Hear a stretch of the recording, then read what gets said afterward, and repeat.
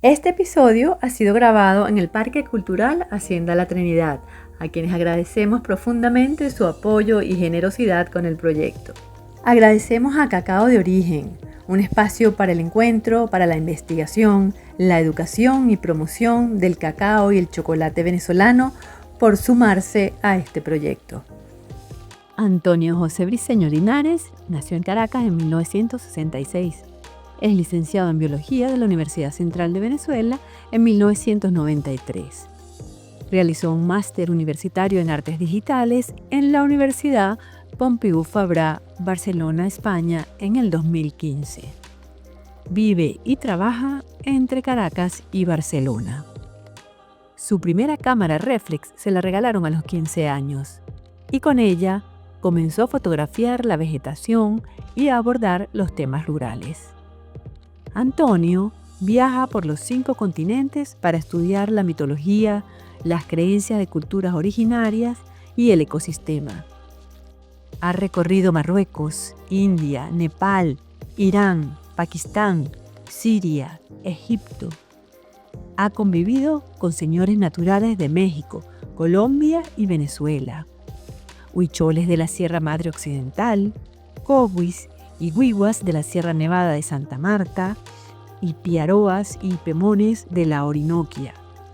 En Perú, con los cuero, con los yucuana en el río Caura en Venezuela, y conoció a los cayapó en la Amazonía brasileña. También ha estado en Panamá y Ecuador. Realiza todos los pasos que requiere la fotografía antropológica. Investiga, convive con la comunidad, genera empatía y finalmente les deja en agradecimiento las fotos impresas de su trabajo. Su trayectoria artística es trazada por más de 40 exposiciones individuales y más de 90 colectivas internacionales en galerías y museos de todo el mundo, en Caracas, en Francia, en Nueva Zelanda y en Finlandia. Con Dioses de América, representó a Venezuela en la edición 52 de la Bienal de Venecia. Su trabajo ha recibido importantes reconocimientos nacionales e internacionales. Confiesa que desde niño ha sufrido de dendrolatría, que es esta veneración por los árboles, el bosque y los espíritus que lo habitan. Yo soy Inés Espinal y esto es un nuevo encuentro de Luz es lo que se ve. ¡Qué bonito que viniste! Gracias. No, gracias a ti. Ay, qué bueno. Un placer siempre. Bienvenidísimo. Yo creo que ya, estamos grabando ya. Estoy feliz de que estés aquí, Antonio. Yo creo que a la tercera va la vencida. Sí. Tardamos meses. Sí, habíamos intentado varias veces hacerlo antes. Y tú estás siempre viajes que se Sí, veían. no te creas, Morphy se ha encargado con su perfeccionismo de evitar. No han sido tantos viajes, pero las veces que me escribiste coincidió. Sí, pero bueno, fíjate que por algo es, siempre por algo es. Sí. Y bueno, yo creo mucho en esas cosas. O sea, yo creo que hay los tiempos que son perfectos y Sí, cuando las toca cosas es. Exactamente. Vienes llegando de Barcelona. Exacto. ¿Qué haces en Barcelona? ¿Tú tienes Yo allá? viví en Barcelona desde el 2014 hasta la pandemia, que tuve la suerte que el día que yo regresaba a Barcelona fue cuando se prohibieron los vuelos, el 15 de marzo, y me quedé acá. Y igual yo venía cada año, yo tengo mi casa aquí, pero en ese momento que se prohibieron los viajes, yo porque soy un trabajador compulsivo, empecé a hacer fotos de las plantas de mi jardín. Yo tengo una colección grande de plantas. En parte porque soy biólogo, pero creo que en realidad es una vocación más allá de ser biólogo. Y empecé a retratar las plantas, que siempre lo había hecho porque siempre he tenido plantas y cada vez que floreaba alguna orquídea o algo yo hacía fotos. Pero en ese momento, en esa circunstancia, empecé a retratarlas como si fueran personas, porque les puse telones atrás, porque empecé a separarlas del contexto y me di cuenta que efectivamente las estaba convirtiendo en personajes, como en arquetipos. Y esto surgió, esto llevó a que hice un tarot, el tarot del jardín en cuarentena, que son como los arcanos del tarot a través de las plantas. Entonces ese trabajo con el tarot que duró mucho porque la pandemia duró mucho, me hizo reconsiderar mi vida en Barcelona y me regresé. Fue gracias a eso que me O sea, regresé. el trópico te dijo, Me llamó y por me atrapó. favor, qué cosas Y estás además me haciendo puso a por trabajar allá. y Claro. bueno, eso es lo que a mí más me gusta. Qué Entonces, bonito. voy a Barcelona cada año porque tengo algunos compromisos allá, pero el grueso del tiempo estoy aquí. Qué bonito, porque, bueno, ahora que hablas del tema del tarot y de convertir en personajes estas plantas, a ver, déjame ordenar las ideas. Yo más bien quiero preguntarte, ¿cómo el biólogo, vamos a empezar por ahí y después volvemos al tarot, cómo el biólogo se da cuenta que es artista? Porque es que realmente, sí, eres un apasionado de la fotografía, de la naturaleza y de lo que todo ella involucra. Pero eso es ser un artista. Eres un artista. ¿Cómo este señor científico se da cuenta de que su vena realmente va por el tema sensible de las artes? Es que esos dos personajes desde el principio partieron juntos. Te digo que, por ejemplo, como a mis 4 o 5 años,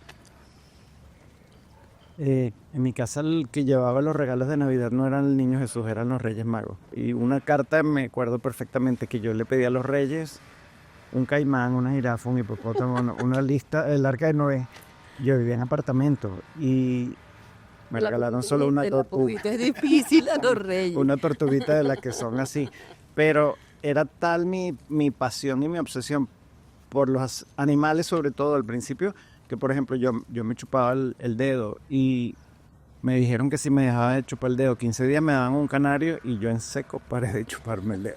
Entonces, claro, eso es de mis recuerdos más antiguos. Yo siempre tuve una fascinación por la naturaleza, pero al mismo tiempo, en esa época, mi mamá era odontólogo, pero ella también tenía mucha habilidad con las manos y entonces cuando no estaba trabajando en su consulta hacía siempre cosas, por ejemplo, flores de papel y tal, y todos los materiales, todo lo que sobraba, todos los recortes, yo estaba al lado haciendo cositas también. Y claro, en parte porque mi mamá me apoyaba mucho en eso, yo era un hijo, el único varón, era como, me celebraban todo lo que hacía, entonces desde los 5 o 6 años hacía que sí una feria para vender mis piedritas que pintaba, las cositas que hacía con cajita de fósforo, o sea que la parte de la creatividad fue paralela siempre a la pasión por la biología, solo que cuando en bachillerato llegó la hora de escoger una carrera, arte no era, o sea, para mí era un hobby que yo podía desarrollar sin estudiar. En cambio, biología tenía que estudiarla formalmente como una carrera y además yo quería estudiar en la central y estudié esa carrera y la fotografía entonces, que había empezado antes de entrar a la universidad, porque como a los 15 años cuando todo el mundo hacía rumbas, yo lo que compré fue una cámara, pedí plata y compré mi primera cámara reflex y empecé a hacer fotos que inicialmente eran de pájaros, o sea, de la naturaleza, no eran fotos, digamos, artísticas ni representaban nada, sino que era directamente reproducir la naturaleza que me fascinaba. Entonces, claro, empecé a estudiar biología, tenía ese hobby, que poco a poco ese hobby fue agarrando peso y, bueno, hubo unas experiencias ahí muy concretas. Yo no sé si te acuerdas cuando, eso fue como el año 85, existía aquel programa que se llamaba CUDE, de alfabetización. Claro. Una amiga mía fue a alfabetizar. Exactamente. Esta amiga fue a unos caseríos en Lara, de campesinos, de cafetaleros. Y me llevó al año siguiente o en la siguiente ocasión que pudo, me invitó. Y fue la primera vez que yo tomé fotos de gente, retratos y blanco y negro además. Y ahí sí comenzó un viraje importante porque empezó la fotografía a agarrar cada vez más peso. Yo terminé mi carrera igual y la volvería a estudiar si retrocedo en el tiempo porque es preciosa y porque me dio unas herramientas que se ven en mi trabajo fotográfico. Obvio. Pero ahí sí, entre los retratos y los viajes que empecé a hacer, porque en la central había paros muy largos y yo me iba con los Pemones o para algún lado, entonces ahí empezó a agarrar peso la parte artística, que no solo era fotográfica, yo también hice cerámica y de hecho al principio cuando me gradué, yo tardé un tiempo en poder vivir de la fotografía, en cambio vendía mis cerámicas y con eso me pagué muchos de los viajes inicialmente. Interesante. Entonces las dos cosas han ido... Sí, lo que pasa es que llama la atención porque, claro, es una carrera científica con el método científico que es estricto, es rígido, no puedes salirte de allí, o sea, es un corset que te amarra, ¿no? Sí, Y el arte, la fotografía, esta visión natural es más libre, ¿no? O sea, Pero este es el mi- equilibrio, fíjate que pero sabes, fíjate que ese corset me sirvió mucho. Yo soy bastante rígido en mi manera de... O sea, la manera en que yo emprendo un trabajo artístico es muy científica.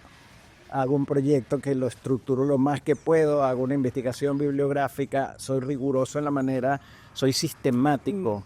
Mis fotos, cuando tú ves cualquier exposición mía, del tema que sea, tú ves que hay como un arquetipo que yo repito y repito porque soy sistemático, es parte de mi naturaleza.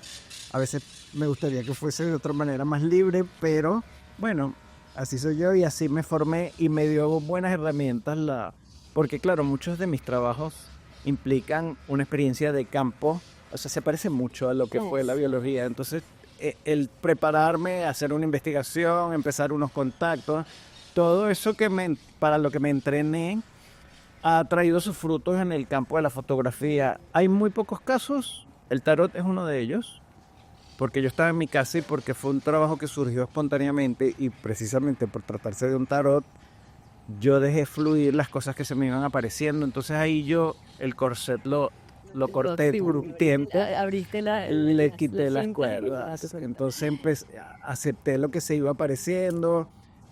Fui riguroso en los primeros 22 arcanos porque son los 22 arcanos del tarot de Marsella, pero los siguientes 18 que los inventé yo aparecieron según la intuición iba marcando. Y ahora sí hablamos sí, que vamos a conversar del tarot, porque es una experiencia de lo que te he escuchado en entrevistas anteriores y de lo que he leído, más bien como de un camino interior, Sí, ¿no? sí. Más allá de salir a la afuera, Exacto. a la naturaleza, Sí. a descubrirla, a retratarla y a interpretarla. Esta posibilidad del tarot o este proyecto que surgió por el encierro del COVID te enseñó de tu interior, ¿no? Sí. Es una suma ese proyecto. Fue hacia el interior porque no podíamos salir, no había manera de ir hacia el exterior, pero es una suma porque yo utilicé la biología como trampa. Es un tarot de jardín y entonces lo que está presente son plantas y animales y ese mazo viene acompañado de un librito que justifica el por qué yo escogí cada planta o cada animal para representar algo. Y ese librito tiene unos textos. El primer texto, el primer párrafo es bastante biológico. Es una explicación de la planta o del animal tramposa porque yo escojo dentro de toda la información que conozco de ese animal, escojo específicamente lo que me va a servir en el siguiente párrafo para justificar el símbolo, porque lo estoy usando como símbolo. Pero en el siguiente párrafo sí hay una franca libertad de meter todo lo que a mí me interesa y todo el resto de mi recorrido. Yo he trabajado mucho con pueblos indígenas, de hecho es lo principal en mi trabajo. En el grueso de las series que yo he hecho, Los Dioses de América y todos estos trabajos que se centran en las culturas indígenas y además no solo en las culturas indígenas, en el mundo intangible de esas culturas, porque yo lo que hago es proponer representaciones para dioses, para conceptos, para metáforas. Entonces, la naturaleza siempre está ahí presente, pero como un telón de fondo o como una alegoría de algo, no es protagonista. Aún así, de la experiencia que yo he tenido con todos estos pueblos indígenas, que es representar dioses, los dioses son arquetipos también, y es lo que yo estaba haciendo en el tarot. Podía haber hecho un tarot con plantas, pero lo pude haber hecho con piedras, con frutos, todo tiene la posibilidad de convertirse en símbolo. Sí, Lo que claro. pasa es que yo lo que tenía a mano era mi jardín y además lo amo. Y yo ahí entonces con la excusa y con las fotos de plantas mezclé todo tipo de información. Ahí hay lecciones que me han enseñado a mí los chamanes. También es que a mí me interesa mucho el mundo mítico, ¿no? Entonces he estudiado mucho psicología arquetipal con los junguianos y mitologías no solo indígenas, sino griega, romana. Entonces yo ahí tiré de todo lo que me podía servir para convertir una planta como esta, por ejemplo, esta es la templanza en mi tarot. Es uno de los arquetipos que tiene que ver con el equilibrio. Entonces, claro, yo hice mucha trampa ahí. Las plantas son la excusa, lo que tú ves en fotos son plantas, pero lo que está por detrás es mucho más vasto. Es todo un contenido simbólico en el que me basé hasta en mis propios sueños, o sea, muchas cosas diferentes. Claro, por eso es que ese viaje Interior, profundo, claro, sí. claro. Ahora, esa idea de aislarlas, ponerles un fondo negro, ¿cómo surge? Porque también eso lo utilizas cuando haces Sí, los chamanes. precisamente, porque ese es un recurso que yo normalmente utilizo y lo utilizo a veces per se, porque el telón da un color uniforme que me encanta, muchas veces es negro.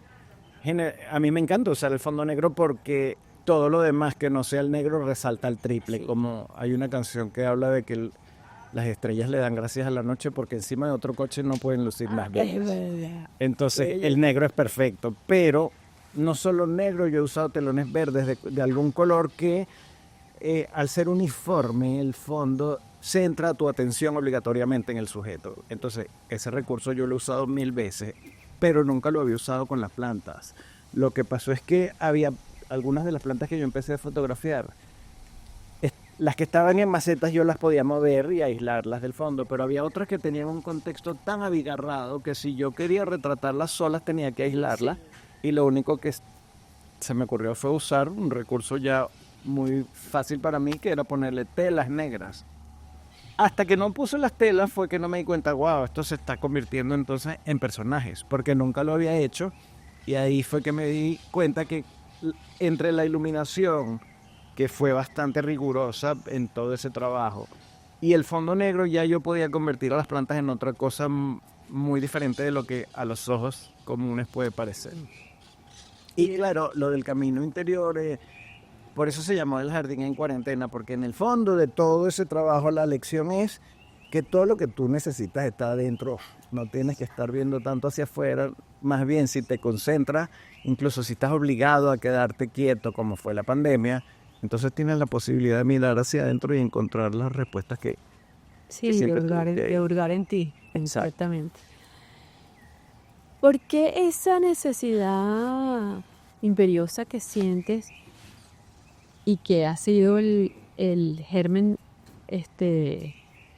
que has además sembrado y cosechado de tu trabajo, de ir a lo ancestral, a lo étnico, a lo indígena, o sea, de ir a lo primogéneo? Porque yo siento, esa es una percepción muy personal, claro, pero yo encuentro un vacío muy grande en la cultura occidental, que está enfocada solamente en el éxito, en lo material, en tener cosas, en aparentar, y descuida completamente la profundidad del espíritu por una parte y de nuestra propia autopercepción. Porque si al final uno con lo que está identificado es con un carro, con un reloj, con lo que tiene puesto, entonces se desconoce completamente. Por una parte eso, por otra parte mi pasión por la naturaleza, que la veo no solo como algo que me entretiene y me fascina estéticamente, sino que, así como dice en el tarot, me parece que es un recurso en el que uno proyecta las cosas de su interior y es una metáfora continua de todo lo que tiene. Los indígenas y los pueblos ancestrales sí tienen ese tesoro a mano y siempre lo han tenido. Toda su mitología es una interpretación de lo que está afuera, pero en lo que han proyectado su mundo interior. Entonces cada cosa que rodea a las comunidades con las que yo he trabajado simboliza algo, tiene un sentido que además es ancestral, o sea que desde el principio están juntos. Justo estaba hablando con alguien en estos días del problema de unas culturas X con las que trabajé el año pasado en Colombia, que son evangélicas, fueron evangelizadas, entonces son una gente que está completamente perdida porque cambiaron, se les fue impuesto un dios o un personaje que viene de un desierto, ellos no saben qué es desierto, donde en la Biblia se habla de esclavitud, no saben que son esclavos, no saben qué es diezmo, no entienden nada de lo que dice ese texto, no se aplica a nada, y eso sustituyó a esta montaña que les hablaba desde el principio de este animal que nació y que al principio fue humano, o sea, todo lo que... Esa lluvia que los... Entonces los desconecta, porque la razón, lo más fascinante de este mundo, de estas personas, es que ellos son parte del ecosistema, una parte más, por eso no causan los estragos que nosotros causamos, porque si tú tienes la plena conciencia que tú también eres como esta planta, no la vas a destrozar. Tú eres hermano de la planta, todo forma parte de una misma cosa que no es separable. Entonces, esa conciencia no solo da un sentido espiritual, también un sentido ecológico, que hace que puedan sobrevivir, porque quien destroza aquello que le da comida no tiene los días contados, digamos. Entonces, para mí hay muchas razones por las cuales tengo una profunda admiración y además sed de conocimiento, porque muchas de las cosas que yo he aprendido en esas culturas me sirven para mi vida occidental en un mundo que yo encuentro desconectado de todo, pero que de todas formas son lecciones útiles para mí. ¿Cómo fue tu primer acercamiento? O sea, un día decides ir a tomar fotografías con la primera etnia, con el primer grupo al que te acercas.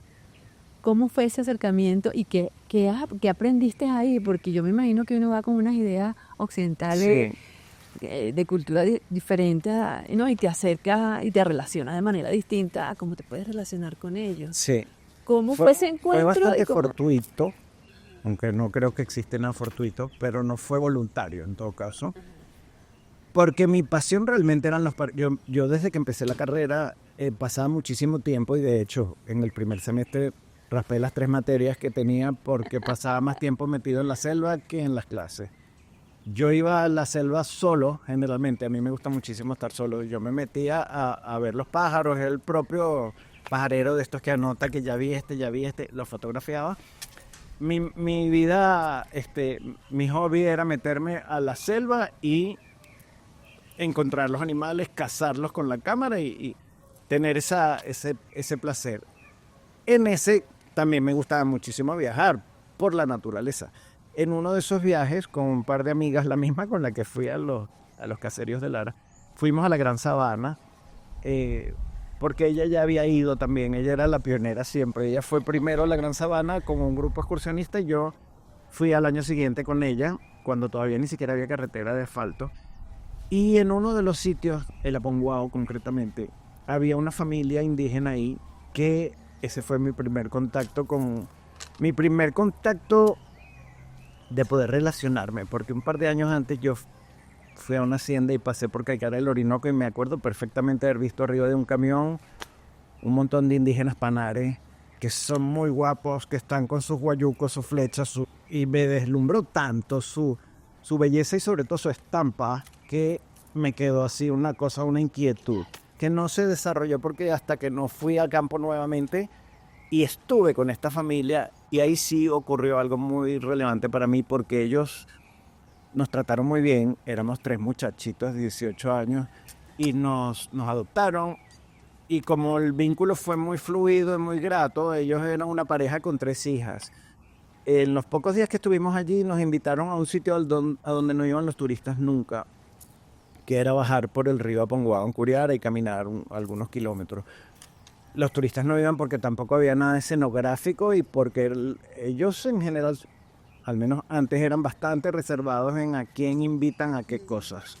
Y estos amigos iban a una celebración, yo francamente no me acuerdo qué era lo que se estaba celebrando, pero nos invitaron y nos llevaron allí. Y eso sí fue una experiencia insólita para mí porque era muy lejos, fuimos, o sea, ahí sí estábamos al otro lugar llegamos pidiendo cola en carros, pero a esta comunidad solo se podía llegar en Curiara, todo el mundo era pemón, la mitad no hablaba español. No tenía miedo, no sentía No, al reserva, contrario. se sentía súper bien. Yo sentía una fascinación porque Maravilla. ya solo a mí el ir en una Curiara dentro de una selva ya es un éxtasis. Porque además voy viendo y escuchando los pájaros y todo esto. Pero además, ahí nos quedamos en esa comunidad que parte de la celebración es que ellos usan cachiri, que es una bebida alcohólica muy suave, como una cerveza, digamos, hecha a base de yuca. Y que a mí no me gustaba mucho el sabor, pero que tenía unas cosas muy bonitas para empezar a comprender de qué van los pueblos indígenas. Y es que eso se toma en taparas. Y es una cosa colectiva. No es que cada quien tiene una tapara como nosotros, que cada quien tiene su vaso y se lo toma a su antojo, sino que es una comunión. Y eso es muy importante porque eso es la base de las culturas indígenas, la comunidad. Entonces, ya ir tomándonos todos de la misma tapara, irnos emborrachando inevitablemente, lo cual iba generando una alegría contagiosa y y que iba rompiendo todo posible distancia que Estado hubiera, de ¿no? relajación Claro, también, entonces sí, terminamos siendo otros Pemón, nosotros tres. qué bonito. Y fue tanto así la integración que a la mañana siguiente, a la mañana muy temprano, el amigo que se hizo más amigo mío, que era de allí, porque el otro vivía en el Aponguado y nos trajo, el que nos llevó no vivía ahí, pero sí había alguien de allí que me invitó muy tempranito con su esposa al Conuco, que quedaba a 1 hora caminando en la selva. Y eso también para mí fue deslumbrante porque fue la primera vez que yo estuve con una gente que no solamente forma parte como el jaguar y como el araguato y como todo lo que está, es otro animal más, sino que se autoabastecían. El conuco tenía todo lo que ellos necesitan, no solo la comida, frutas que no te sé nombrar porque nunca las había visto, otras que sí, unas piñas deliciosas, yuca por supuesto, porque ellos hacen casabe, pero además no solamente eran los alimentos, sino las taparas, por ejemplo, que son al final instrumentos, o sea, son plantas que fueron domesticadas no para comer, sino para ser utilizadas como un recurso, porque las chichas se fermentan unas taparas gigantescas, son como cantimploras, hay chiquitas, o sea, hay muchos tamaños y formas. Entonces era como encontrarme que en el conuco de ellos había una alfarería prácticamente, porque las taparas eran las que generaban todos los envases. Y también estaban las palmas y lianas de las que se hacían cuerdas para tejer. O sea, todo lo que necesitaba una familia Se lo está dando. lo tenía el conuco. Y yo eso nunca lo había visto. Y me da una franca envidia decir, mira, esta gente podría no salir de aquí nunca más. Y tiene todo lo que necesita de sobra, saludable y a plenitud.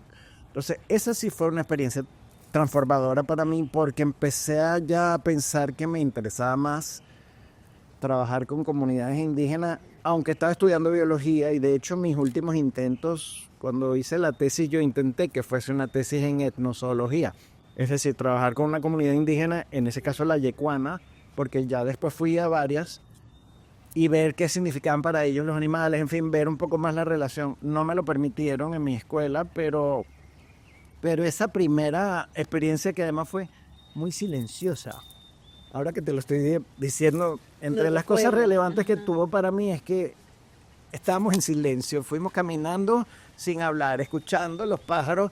Ellos, cuando llegamos al conuco, éramos solo tres, la esposa, él y yo, cada uno hacer lo que tenía que hacer calladito, escuchando todo lo que estaba pasando ahí. Yo deslumbrado con los pájaros también, porque había miles de pájaros. Como mucho respeto, ¿no? Sí. Por lo que tienes alrededor. Y mucha serenidad, no sé, era una cosa de una integración, no estaban evadiendo. Yo siento que a veces uno estar hablando y hablando y hablando tampoco le permite relacionarse con lo que tiene alrededor, porque estás en la mente nada más. Esto fue una experiencia muy serena y muy de participación. Ellos de tanto en tanto me llamaban para enseñarme cosas, cómo se limpiaba la tapara, cómo se pintaba de negro, porque van pintadas, pero después cada quien andaba entregado a lo que estaba haciendo. Y la comunicación fluida. Perfecta, ya, no era una cosa compulsiva, nos juntábamos y nos separábamos, cada quien seguía en lo suyo, a veces yo me acercaba, a veces no. Y yo estaba también en mi pajareo y ellos, eso tampoco o sea, cada quien respetando lo que estaba haciendo el otro, hasta que transcurrido, no sé, un par de horas ya había sol fuerte, pues el regreso otra vez caminando por la selva, y yo llegué convertido en otro, porque la experiencia que yo tuve ahí me marcó. Entonces, claro, esa primera se fue ampliando en las siguientes. Eso fue fortuito. O sea, yo había ido a la Gran Sabana para ver los tepuyes, y ocurrió que lo que más me deslumbró fue la gente. Entonces, en los siguientes viajes, ahí sí el objetivo fue la comunidad indígena y estar con ellos y participar más. Entonces, cada vez fueron experiencias más profundas también, aunque no sé si profunda sea la palabra. Esa primera fue muy transformadora, pero con más intención, digamos, y buscando cosas más concretas. Y funcionan igual en todos los países, o sea, en toda la región, esa manera de ser, de vivir, de entender, ¿no? Tu lugar en el universo y en el sitio donde estás. ¿Es igual en todos los países? ¿Es igual en Perú? ¿Es igual en ¿Tienen en común? ¿Es igual en Brasil? No es igual por muchas causas. Primero, que la naturaleza no es igual en ningún lado, y entonces el desierto es muy distinto las cumbres de Perú son lo más pobre que he visto en materia de vida vegetal. Entonces es distinta la relación y la abundancia, pero sí es idéntico siempre en la pertenencia a un sitio en el que todas las cosas tienen el mismo valor. La laguna, el pájaro y la planta están en el mismo estatus que las personas. Entonces la relación de respeto y de participación sí es algo común a todos los pueblos indígenas hasta donde yo he visto. Hay matices también porque claro, hay culturas como más complejas que otras. Y entonces ahí sí tú vas viendo que hay casos en que lo femenino es más importante o lo masculino es más importante, o hay gente que es guerrera y hay otra que más bien es agricultora. Entonces hay muchos matices, pero el vínculo con la naturaleza es siempre el mismo y es un vínculo de respeto, básicamente de respeto y de participación igualitaria, digamos. Sí, sí, sí. Tú sabes que me haces recordar, recientemente vi el documental en Netflix que narra el caso de los niños perdidos. ¡Ay, qué maravilla! ¿Lo viste? Los de Colombia no lo he visto. Bueno, es interesante porque se basa, obvio, en este hecho real, está documentado en los archivos y toda la búsqueda que hicieron de los niños y de cuando los encontraron, pero lo más bonito de todo, o lo más interesante y a lo que hay que ponerle la atención, creo yo, es que el grupo de militares se aboca a la búsqueda. Pasan no sé cuántos días y no logran nada. Solamente pueden recoger algunas pistas, consiguieron un tetero, consiguieron un zapatico, un pañal, más nada de allí. Tienen que recurrir entonces a los chamanes, sí. Eso es bellísimo. Yo ahí les recomiendo que lo vean, que Sí. les recomiendo que vean el documental, porque se pone muy interesante cuando la búsqueda la inician los chamanes.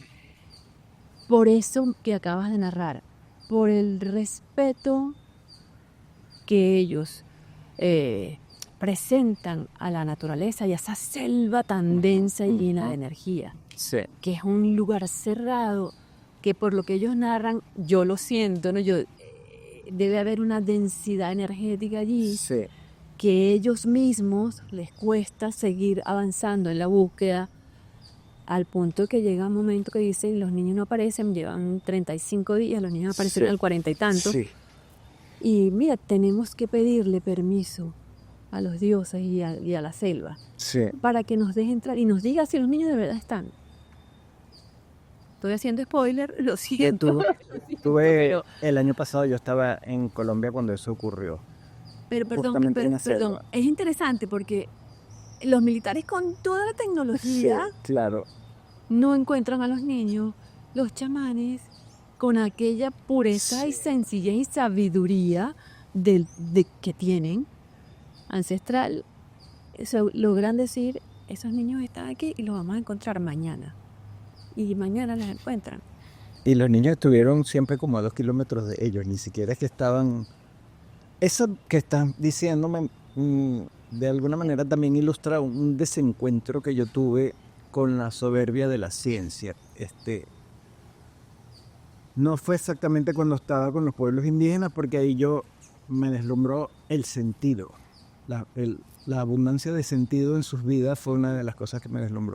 Pero más adelante yo hice otros viajes a la India y a otros lugares donde la espiritualidad y el misterio tienen un puesto muy importante en las vidas, y me di cuenta de cuánto me dejaba insatisfecho esta soberbia de la ciencia, que lo que no te puede explicar con mi método no existe. Porque no tiene la humildad de aceptar que tu método no necesariamente puede explicar todo. Es bastante soberbio que cualquier persona del mundo crea que su sistema es infalible y que es un elegido, porque en el fondo es una actitud extremadamente religiosa, y en ese sentido a mí las religiones me molestan un poco. A mí me molestan los elegidos, los que creen que por alguna razón insólita los dioses los escogieron justo a ellos entre los 8.000 millones para tener la verdad, y los demás están equivocados porque no fueron elegidos. La ciencia es así, y yo me fastidié mucho de ver qué obstinación en negar todo lo que no puedes leer con tu método. Eso es como que lo que no pueda captar mi celular no existe porque no existe.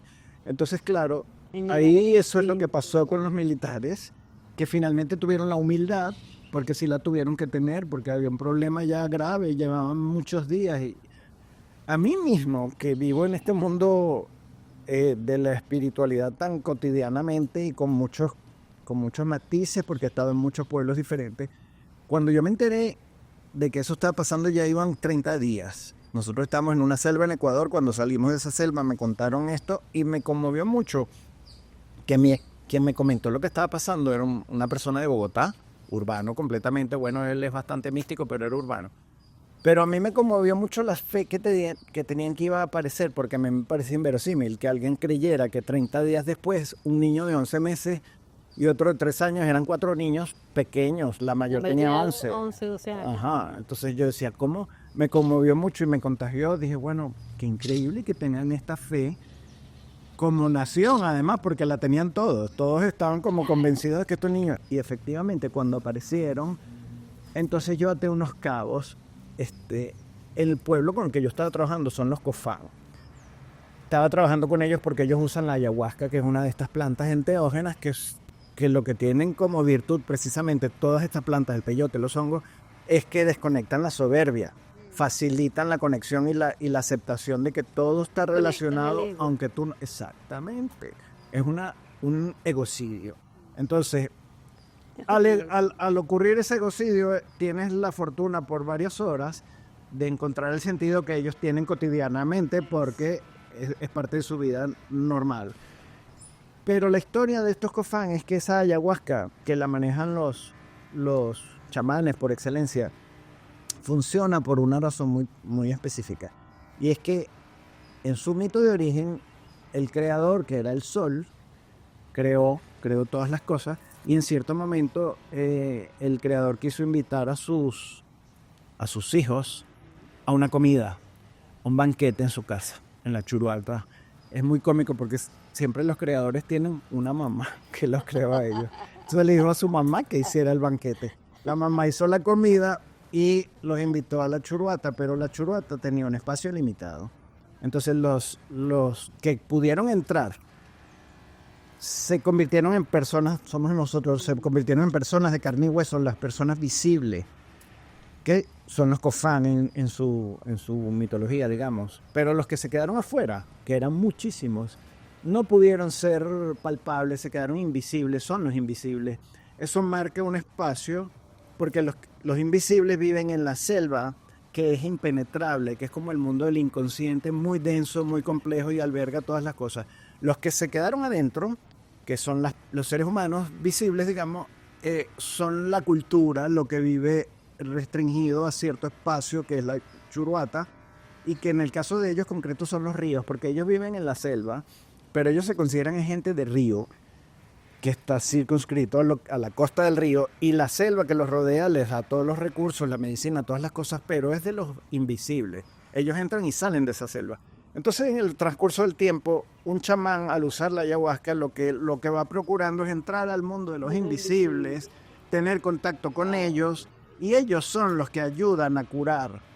Y también son los que castigan si se abusa de la selva, si tú cortas de más, si te excedes en la cacería. Cada vez que hay un desequilibrio, estás ofendiendo, y cada vez que hay equilibrio y compenetración, te ayudan. Entonces ahí hay toda una dinámica que no son ni buenos ni malos, depende de ti, claro, de cómo te conduzcas. Entonces yo en esa experiencia que yo estuve allí con ellos en la selva, pues me atreví y sentí a los invisibles alrededor.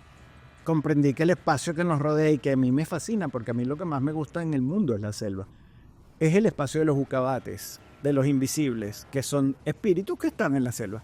Cuando escuché el cuento de que los niños aparecieron, era otra cultura que tenía una gran similaridad con esta mitología, porque ellos también siempre supieron que los seres de la selva, que los invisibles, estaban protegiendo a estos niños, y hasta que no les rindieron tributo, no soltaron a esos niños. Eso fue, ellos tuvieron que hacer su ritual, ¿no? Claro, y agradecerles y pedirles.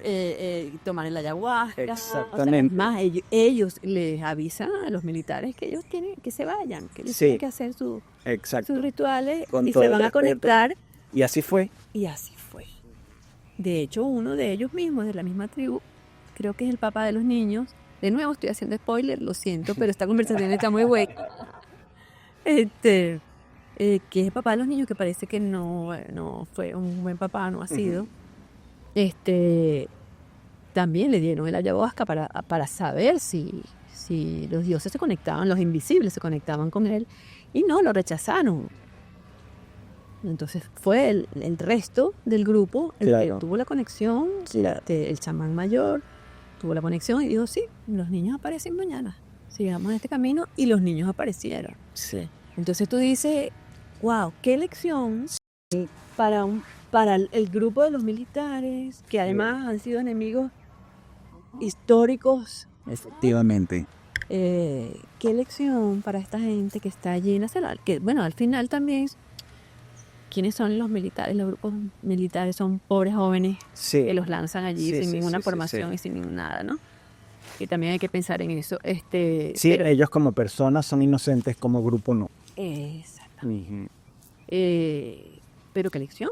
Entiendan que aquí hay una gente que sabe. Sí, eso es una lección no solo para los militares, eso es una lección de humildad para todo el mundo occidental, que es exclusivamente racional y soberbio. Lo que yo no te pueda, lo que te decía antes, lo que yo no te pueda explicar no existe, y te lo dice rotundamente. Entonces aquí ocurrió y fue una lección increíble porque, bueno, tú te puedes seguir aferrando a que eso fue el azar, pero bueno, llevan 35 días, ¿sabes? 40. Sí, efectivamente. Sí, una cosa impresionante. Sí. Ahora, me llama la atención y vamos a cambiar el tema para no seguir echándole a perder el documental a la gente. ¿Cómo seleccionas el rostro de un dios que represente un dios? O sea, ¿qué te tiene que decir esa cara, esos ojos? Bueno, para que tú lo conviertas. Son arquetipos también. Entonces, un arquetipo implica no solo un significado, sino una fisionomía. Por ejemplo, una de las diosas que más recurrentemente he generado es la diosa madre, porque todo el mundo tiene diosa madre, todos nacemos de una madre. Entonces, es el arquetipo más universal y más tangible, más fácil de imaginar.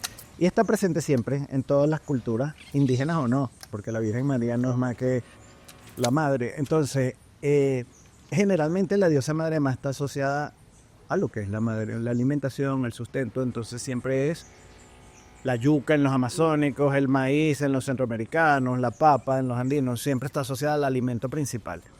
Pero sobre todo es una mamá. Entonces, cuando me toca en alguna cultura escoger el personaje con el que voy a representar a la diosa madre, trato de que sea una mujer embarazada, una muchacha que esté embarazada, una mujer o una mujer madura que ya es mamá y que tenga rasgos de mamá.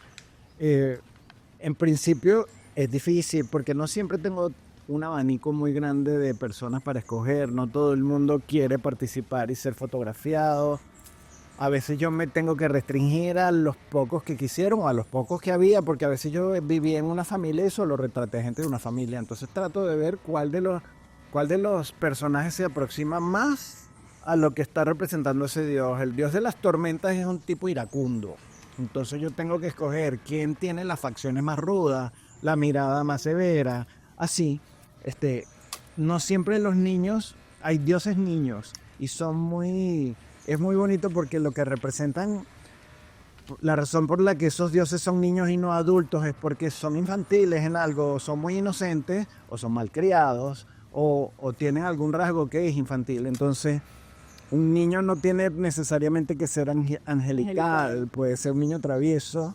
Y si el personaje que voy a representar era un travieso, pues ese es el niño perfecto. Yo trato en lo más que pueda, no está siempre en mis manos, como te digo, no tengo un abanico tan grande para escoger, pero trato que el personaje se encaje en el arquetipo. ¿Por qué no les gusta ser fotografiados más allá de que puedan ser tímidos? Sobre todo es porque son tímidos, están hartos de ser utilizados, porque lamentablemente este es un gremio sumamente egoísta que va, toma las fotos y jamás regresa ni a dar las gracias. Entonces a mí lo que más me toca romper es el prejuicio, que sepan que sus fotos yo se las voy a dar. Últimamente en estos trabajos que he hecho que no son tan remotos, porque si la cosa es en la selva ellos tienen que tener fe en que yo se las voy a mandar tarde o temprano. La tienen porque últimamente no, en realidad exceptuando el primer trabajo que hice, que me lancé a la buena de Dios. Todos los otros han sido a través de compañeros biólogos sobre todo, o antropólogos que están en trabajos de conservación con comunidades indígenas. Entonces ya hay una confianza previa que lo que yo hago se los voy a mandar. Y en los casos que es muy remoto tienen que esperar, pero por ejemplo este año que trabajé con los mapuche en Chile y con los mayas en Panamá, yo podía imprimir y llevarles de una vez. Entonces así la confianza se va ganando y esa es como la razón principal. Casi siempre es por hartazgo de que se sienten usados. ¿Y cuál es la reacción cuando ellos ven? Porque una cosa es que tú les tomes una foto y una cosa es que se vea la composición maravillosa que Bueno, hacen. lo más chévere es que últimamente he podido incluso delante de ellos hacer el trabajo porque me llevo una laptop. Y es fascinante porque, claro, antes era la sorpresa de wow, pasé de estar Este señor es un atrás de mi invisible, casa este es un a ser invisible. convertido en el dios del rayo. Pero ahora que vieron, de hecho, el año pasado tuve una experiencia increíble en Colombia, justo con ese grupo que es evangélico. Y para ellos fue muy incómodo porque yo no les puedo hablar de dioses, porque la cuestión evangélica es muy estricta y ven al demonio en todos lados, todo es satánico. Todos se avergüenzan mucho de su pasado, de sus plantas sagradas, de sus chamanes. Entonces lo poco que mantienen, lo mantienen como leyendas, digamos, como personajes de cuentos. Entonces hubo una historia concreta de unas montañas que yo fui a ver en Colombia el año pasado y ya yo había encontrado en internet el mito. No me gustaba ese mito, era muy Disney. Yo creo que fue muy transformado para atraer a los turistas, como precisamente ya ellos no creen en eso como mito. Creo que lo han estado usando para adornar unas montañas que ya en sí mismas son extraordinariamente hermosas y entonces le pusieron un mito muy, muy Disney porque hay una princesa y un príncipe y en los indígenas no tienen princesas ni príncipes excepto los que eran imperios, que también hay, los mayas sí eran un imperio, pero en general cuando a ti en un amazónico te vienen con que princesa o príncipe, eso fue adulterado.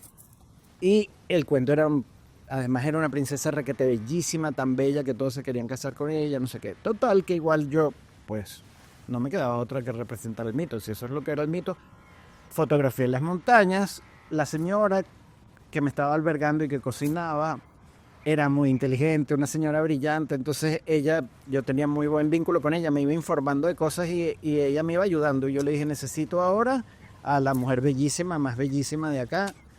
Y ella tenía una sobrina a la que además quería ayudar porque yo colaboro económicamente con ellos y esta muchacha estaba pasándola mal económicamente, entonces la busco. Hicimos la foto y delante de ellos la empecé a armar. Y cuando ella vio el resultado y vio que era exactamente lo que yo estaba haciendo, ella me dijo, pero entonces tienes que representar el mito de Iñapirrícuri. Yo no había oído hablar de Iñapirrícuri. Y es que esa misma montaña tiene otro mito distinto porque ahí conviven en esa zona 5 pueblos indígenas diferentes. Concretamente en ese pueblo había 2. Los Puinave, que son los que tienen este cuento de la princesa, pero esta señora es hija de Puinave con Curripaco. Su papá es Curripaco. Y el mito de los Curripacos es 10 veces más fascinante porque es otro cuento, es un héroe mitológico que fue... Los héroes siempre son personajes que la tragedia marca su vida y ellos se sobreponen a la tragedia y no solo logran sobrevivir, sino que aportan algo. En este caso el cuento es que en esa montaña anidaba una águila arpía que era nefasta, que se alimentaba de toda la gente que iba navegando por el río y por eso no había gente de ese río para arriba, que es el río Inírida. El águila los agarraba desde la curiara y se los llevaba a los pichones. Pero Iñapirrícuri era un genio, era el huérfano. Su tragedia empezaba con la orfandad. Y el tipo empezó a inventar, a mezclar plantas. Además, esa es la zona con más biodiversidad del mundo. Entonces el tipo empezó a mezclar hojas, raíces, semillas, a cocinar, no sé qué. Y se inventó el curare, que es en lo que se basa la anestesia general aún hoy día en todo el mundo. Entonces inventó el curare y con la cerbatana le dio al águila y la eliminó. Y a partir de ahí el ser humano pudo poblar de ahí para arriba y a la montaña donde él está parado se llama Mavicure, que quiere decir cerbatana con curare. cuando ella me echa ese cuento, faltaban 4 horas para que yo me fuera, ya yo tenía 3 días ahí, pero yo no lo había oído. Y le dije, mira, urgentemente hay que buscar a alguien que maneje la cerbatana. Ya tengo la foto de la montaña. Quedan 3 horas de luz, ¿qué hacemos? Este mito lo necesito ya. Y ella, por suerte, su papá era curripaco, experto en cerbatana. Entonces me dijo mi papá. Y fuimos al pueblo que no quedaba cerca. Las últimas horas del sol, y yo necesitaba que le pegara el sol. Y lo logramos. Y entonces, claro, es la primera vez que logro hacer la imagen delante de ellos así. Y además que el informante fue una persona de ahí, no un libro o un antropólogo que escribió algo. Y yo entonces eso lo apliqué. Ahora, después que estuve con los mapuches, preferí que me informaran ellos mismos y me hablaran de los espíritus ellos mismos. Y las culturas orales varían muchísimo. Entonces lo que escribe un antropólogo, por un lado, está impregnado de las fantasías del antropólogo. Inevitables, no los estoy juzgando, todos tenemos nuestras fantasías y vemos lo que queremos pasa ver. todo, sí. Pero la cosa cambia de comunidad en comunidad. Entonces es más rico para mí participar, escuchar lo que ellos están diciendo, que ellos sean parte de la construcción de la imagen que yo voy a hacer, le da como otro sabor adicional. Y además te da credibilidad en frente de ellos. Claro, o sea, claro. Yo estoy representando Sí, lo no que tú estoy me imponiendo, estás diciendo. exactamente, Yo estoy efectivamente. tratando de Sí, ser lo más... ilustrar lo tu cuento, sí. Sí, eso es muy bonito. qué Y fue, eso es muy reciente. Eso empezó a pasar el año pasado, que yo por primera vez pude ir con la laptop, porque yo antes hacía todo el trabajo de edición en mi taller. No llevaba el equipo, sino la cámara. A veces no hay luz. Claro. Y qué sé yo, por no arriesgar el equipo, yo me tenía que restringir a llevar la cámara y hacer todo el trabajo fotográfico y después la edición en mi taller. Porque además yo hice esas pruebas allí delante de ellos por compartir, pero después yo las tuve que hacer desde cero por perfeccionismo en mi taller, porque yo ahí no tengo las herramientas para hacer la versión final, pero sí una versión inicial que cumple los objetivos de disfrutar con ellos. Y de hacerles entender lo que tú, Claro, haces. claro. ¿No? Y eso entonces Y destapa una chispa en ellos. Exacto, en que se Sí, convierte esas sí, fotos sí, que sí. tú les estás tomando. Porque ya yo les había hecho, antes de todo, ya yo les había mostrado las 150 fotos que he hecho con otros grupos. Y esta es la madre, este es el padre.